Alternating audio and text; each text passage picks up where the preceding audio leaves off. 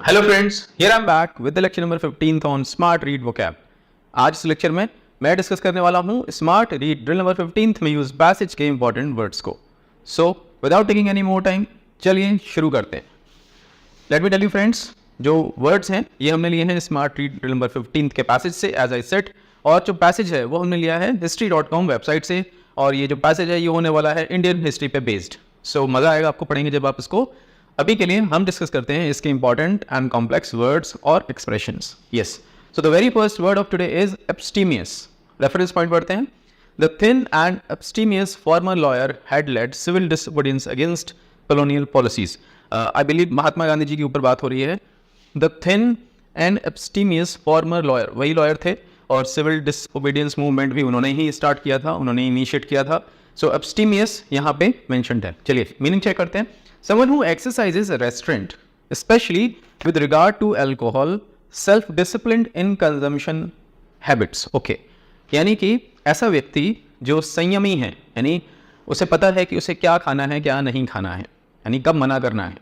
ठीक, so specially ये किस कॉन्टेक्स्ट में आता है? ड्रिंक्स, एल्कोहलिक ड्रिंक्स के कॉन्टेक्स्ट में, और नॉन वेज के कॉन्टेक्स्ट में भी आप बोल सकते हैं। सो एब्स्टीमियस अगर आप हैं तो आप परहेज करते हैं, संयमी रहते हैं। कोई पार्टी है, वहाँ पे सब लोगों के हाथ में ग्लासेस हैं, सब लोग ड्रिंक्स एंजॉय कर रहे हैं, पर आप मना कर देते हैं, नहीं मैं नहीं लेता। ओके, सो आप एब्स्टीमियस हैं। आई होप आपको इसका मीनिंग समझ में आ गया होगा। और आई बिलीव एम.के. गांधी जी के कॉन्टेक्स्ट में भी वही लिखा है, the thin and abstemious former lawyer, यानी क्लियर लिखा है कि गांधी जी अगेंस्ट थे अल्कोहल ड्रिंक्स के। सो वो एब्स्टीमियस थे। चलिए समझते हैं इसको एक कॉन्टेक्स्ट से।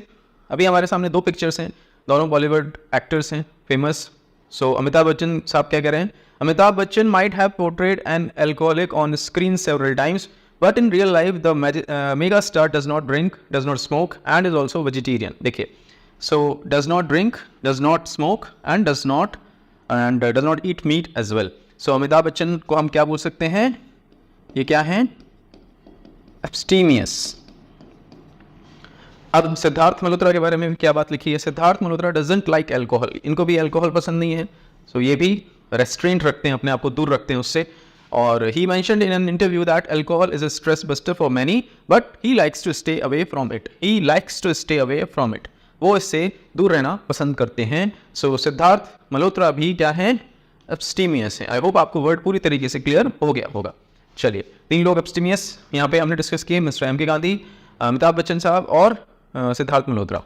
चलिए डिस्कस करते हैं इसके सिनोनिम्स। टेम्परेट, संयमी, अगेन अपने आप को रोक सके, रेस्ट्रेंट, अपने आप को रोक सके। सेल्फ डिसिप्लिन, जिसको संयम है, डिसिप्लिन है, फॉलो करता है डिसिप्लिन, उसको हम बोलते हैं एब्स्टीमियस। सिनोनिम्स हैं सारे वर्ड्स।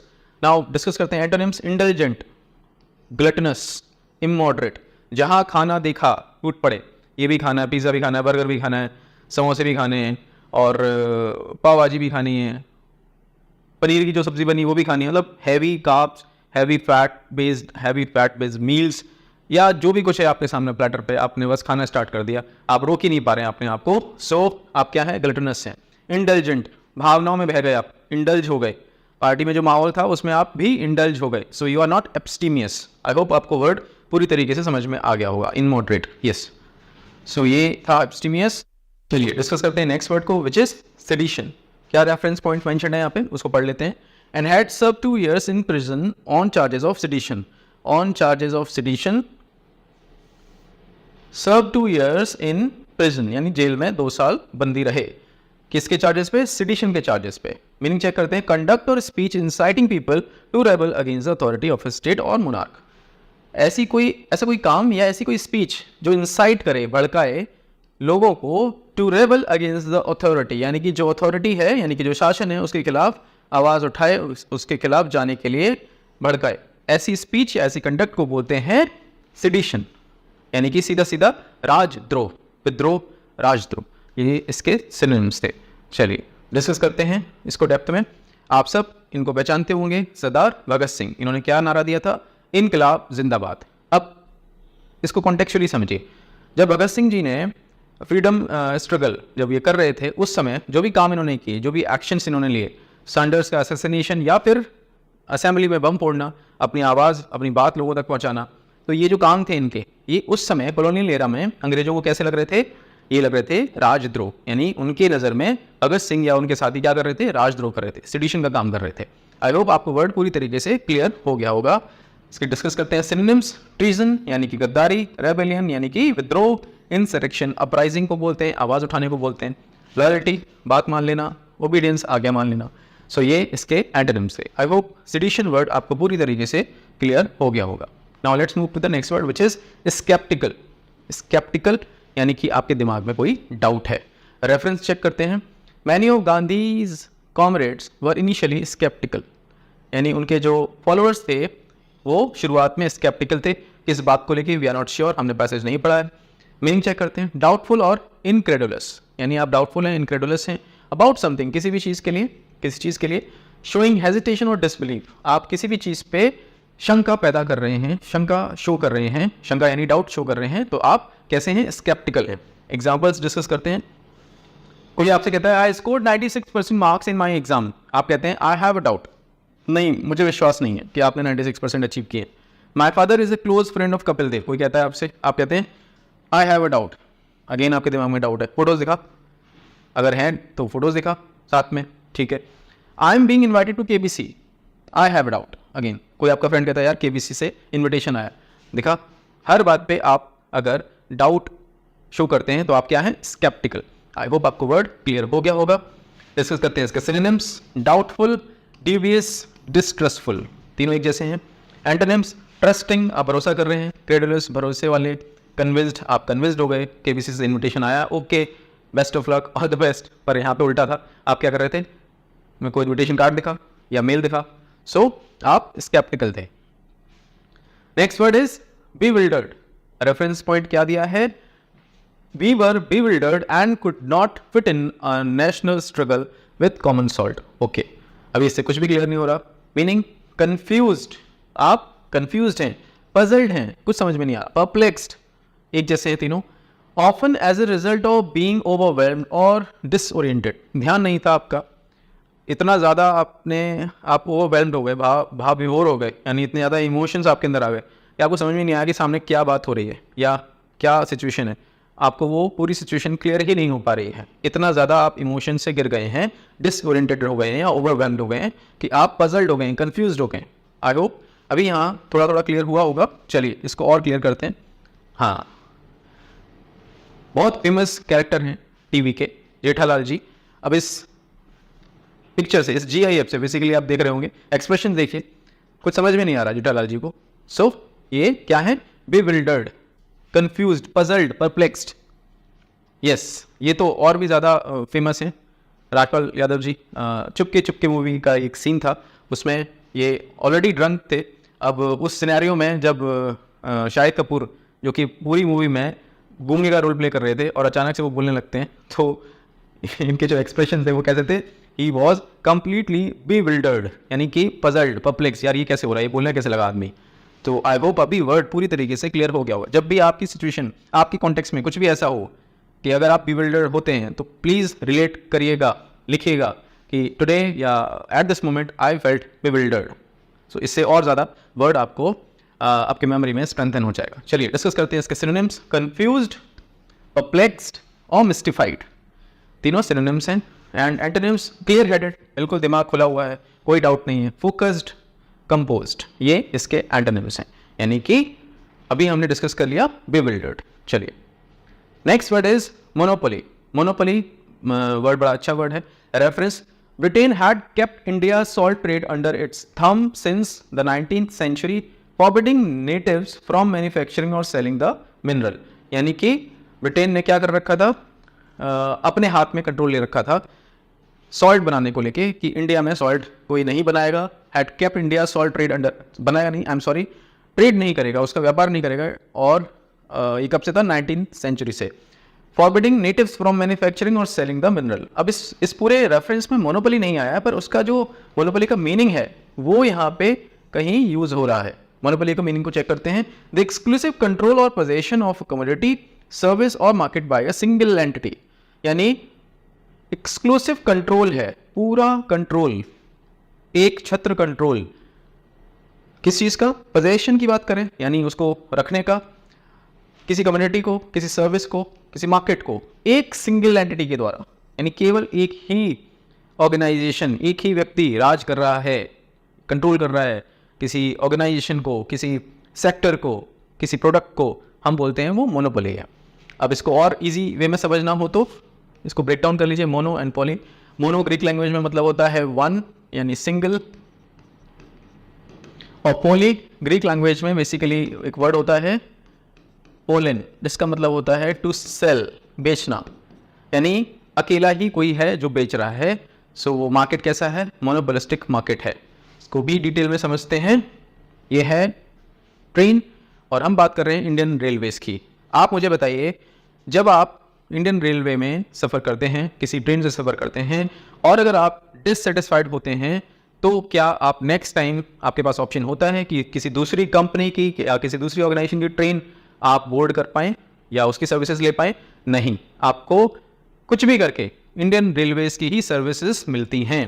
प्लेटफॉर्म पे आप जाते हैं, आपको हो सकता है वॉशरूम गंदे मिलें, आप कंप्लेंट रेस कर देते हैं, पर क्या कभी ऐसा होता है कि आप बोले नहीं, आज हम इंडियन रेलवेज़ के प्लेटफॉर्म पे नहीं जाएंगे, आज हम किसी दूसरी ऑर्गेनाइजेशन के प्लेटफॉर्म पे जाएंगे, वहाँ से हम ट्रेन लेंगे? ऐसा नहीं होता। एयरप्लेन के केस में क्या होता है, फ्लाइट के केस में क्या होता है, एक बार आपको इंडिगो की फ्लाइट अच्छी नहीं लगी तो आप क्या करते हैं, स्पाइस जेट ले लेते हैं, या आप एयर एशिया ले लेते हैं, कोई और एयर इंडिया ले लेते हैं। पर इस केस में, यानी इस सिनेरियो में, आपके पास ले देके क्या है, इंडियन रेलवेज, यानी मोनोपोली। आपकी इच्छा है तो आइए, नहीं इच्छा है तो घर बैठिए। पर वो उनकी चॉइस है, वो अपनी सर्विसेज बेटर करना चाहें तो करेंगे, वो आपके फीडबैक को सीरियसली ना लें या लें, वो उनकी चॉइस है। सो ये मोनोपोलिस्टिक मार्केट में एक प्रॉब्लम जो यूजर्स या कस्टमर्स एंड यूजर्स फेस करते हैं, वो एक जनरल प्रॉब्लम है। सो मोनोपोली अब समझ में आया आपको?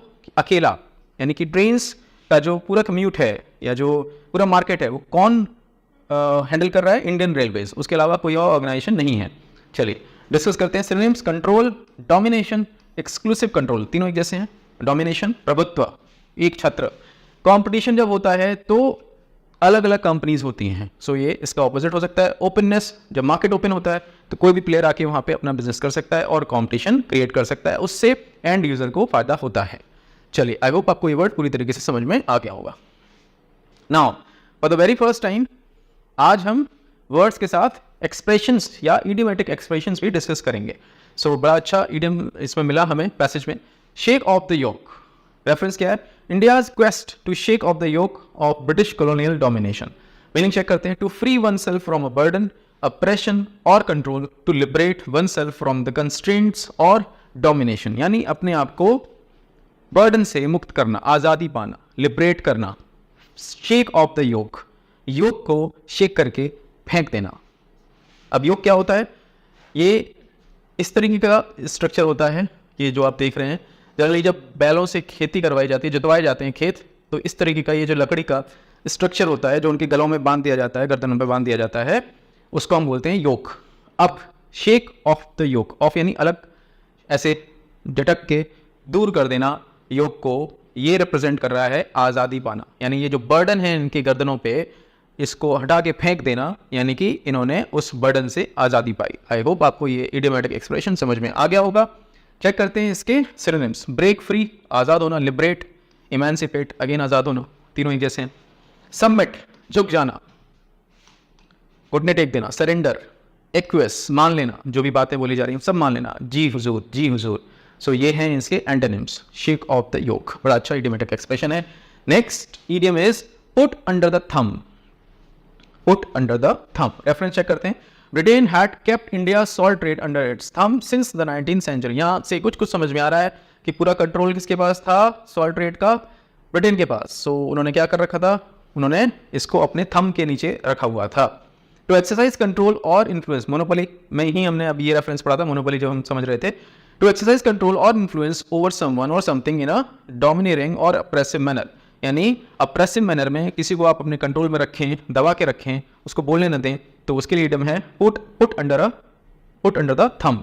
इससे समझिए, ये किसी ऑर्गेनाइजेशन में आप इमेजिन कर सकते हैं, कोई एम्प्लॉय है और जो बॉस है वो दबा के रखता है उसको, कोई भी कम्युनिकेशन नहीं है, कोई भी फीडबैक वो नहीं दे सकता एम्प्लॉय, अगर देता है तो डांट पड़ जाती है। तो इस तरीके के माहौल में आप क्या बोल सकते हैं कि जो बॉस है उसने क्या कर रखा है, he has put his employees under his thumb. I hope आपको ये idiom समझ में आ गया होगा. डिस्कस करते हैं synonyms. मोनोपोली वाले ही synonyms हैं यहाँ पे, control, dominate, subjugate. And antonyms, empower, इसके उल्टे, यानी आप मजबूती दे रहे हैं सामने, लिबरेट, आप उनको आज़ादी दे रहे हैं, इमेंसिपेट, आज़ादी देना. सो ये इसके एंटोनिम्स थे. चलिए डिस्कस करते हैं next idiom, strike a fly with a sledge hammer. यानी कि पहले मैं रेफरेंस पढ़ लेता हूं. Another colleague compared the proposed protest to striking a fly with a sledgehammer. Sledgehammer एक लंबा हथौड़ा, मतलब हथौड़ा तो होता है, हैमर. स्लेज हैमर थोड़ा उसमें जो शाफ्ट होता है उसकी लेंथ काफ़ी होती है ताकि पूरा एक मोमेंटम आए किसी चीज़ को, बड़ी चीज़ को तोड़ने के लिए, बड़ी पत्थरों को तोड़ने के लिए स्लेज हैमर यूज़ किए जाते हैं. सो अब यहाँ पे जो लिखा है इससे भी आप कुछ कुछ समझ सकते हैं. स्ट्राइक अ फ्लाई यानी कि आप एक मक्खी को मार रहे हैं. किससे? स्लेज हैमर से. एक बहुत बड़े टूल का इस्तेमाल करके आप क्या कर रहे हैं? मक्खी को मार रहे हैं. मीनिंग चेक करते हैं. टू यूज एक्सेसिव और डिसप्रपोर्शनेट फोर्स और resources to address a minor और ट्रिवियल इशू. वही बात जो हमने डिस्कस की, छोटा सा कोई इशू है उसके लिए आप क्या यूज़ कर रहे हैं? एक इतना बड़ा रिसोर्स आपने लगा रखा है या कोई इतना बड़ा एक्शन लेते हैं जिससे आपको लगता है कि वो प्रॉब्लम सॉल्व हो जाएगी, जबकि बहुत छोटी सी प्रॉब्लम होती है, वो वैसे ही सॉल्व हो जाती थोड़े से एफर्ट से. चलिए डिस्कस करते हैं इसको एग्जाम्पल के साथ. अब ये जो इमेज है बेसिकली स्लेज हैमर मैं दिखाना चाहता था आपको. काफ़ी लंबे होते हैं इसके शाफ्ट. चलिए हाँ डिस्कस करते हैं इसको.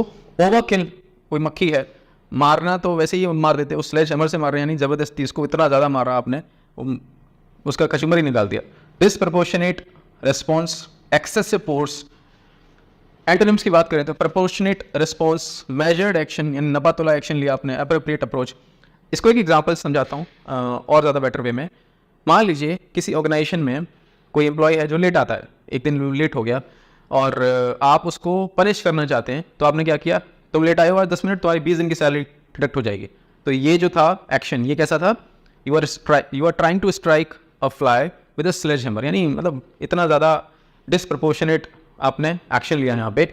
या फिर कोई ट्रैफिक रूल आप ब्रेक करते हैं. मान लीजिए आपने हेलमेट नहीं लगाया था और पुलिस वाले आपके घर पे चालान भेजते हैं 50,000 रुपये का, या आपको 4 साल की सजा हो जाती है, कैद हो जाती है. तो अगेन ये क्या था? You are again striking a fly with a sledge hammer, यानी छोटे से काम के लिए, ट्रिवियल इशू के लिए आपने बहुत बड़ा रिसोर्स लगा दिया, बहुत बड़ा एक्शन ले लिया, उसके लिए हम यूज़ करते हैं striking a fly with a sledge hammer.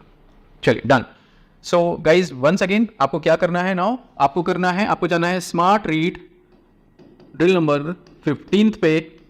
Attempt करनी है पूरी exercise with your utmost efforts, with your utmost attention.